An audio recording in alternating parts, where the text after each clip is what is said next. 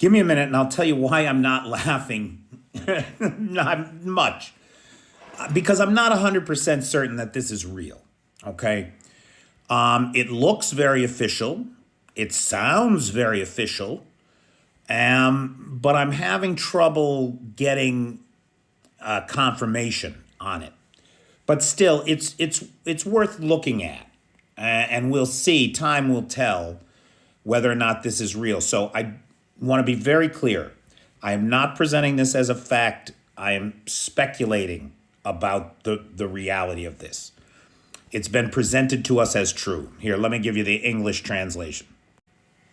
So what you're looking at purports to be a presidential decree signed by our dear leader, President Vladimir Putin, by order of the President of the Russian Federation. Alaska, the sale of Alaska to the United States is retroactively made illegal, and it is to be considered occupied territory. Now, look. Now, again, I don't know that this is real, but I'll tell you what I do know is real. Newsweek reported back on December 9th of 2023, so just over a month ago, and I covered this at the time because the Babushka Brigade had made the same claim. In Newsweek, back in December, there was an article about the comments of one Sergei Marininov, who is a close ally of Putin's and a lawmaker in Russia, in Moscow. Now, what Sergei had to say was that the United States is weak, and countries who lost territories to the United States should consider reclaiming those territories. And chief among them would be Alaska, with its close historical ties to Mother Russia.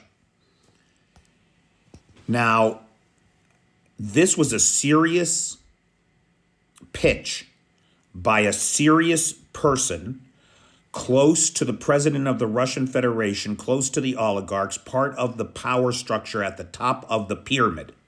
Make no mistake, this guy. And he meant it. And we've heard the same thing then parroted by the Babushka Brigades, by Soliev, by Marina Simonovin.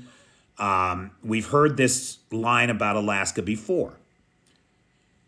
Now, anybody who's paying attention knows that right now the United States is involved in military exercises with 90,000 NATO troops in Europe. We have recently, with our friends in the UK, down there on the Red Sea, conducted a single strike against the Houthi, in which an estimated 25% of their military capabilities were eliminated in one day. So this notion that the United States is weak, we're arguing amongst ourselves, certainly, that is true, and desperately trying to deprogram the fascist MAGA crowd that is still under Donald Trump's spell in spite of the mountain of evidence against him. But the United States is not weak. Russia is weak. Russia says these things because Russia is afraid of losing the Kuril Islands, of losing Kaliningrad, of losing Siberia. The people of Sakha are protesting. The Baskirs are protesting. The Yakutis are protesting. The people are rising against Moscow. And they are afraid. And they should be. Because Russia is bursting at the seams under the incompetent leadership of this kleptocratic group at the top in Moscow, who have stolen everything. And they've stolen so much that a mall in Chelyabinsk burned to the ground because the firefighters couldn't find the hydrants because there was nobody cleaning the sidewalks. Pipes burst all over. Maybe 1 million Russians tonight without heat because the infrastructure hasn't been maintained. And then this ceaseless, endless, stupid war with Ukraine that is doing nothing but ensuring that birth rates in Russia continue to fall and emigration continues to rise. It's insanity of the worst sort.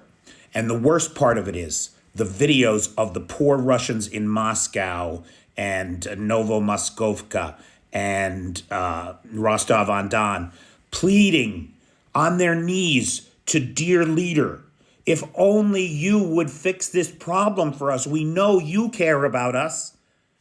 Just like the MAGA crowd thinks Donald Trump cares about them. When he just said, I know it's 30 below zero, but go and vote. Even if you pass away afterwards, it was worth it. This is how they think. Their people should be strong so they can take the beatings that they hand out and disposable, like a Kleenex.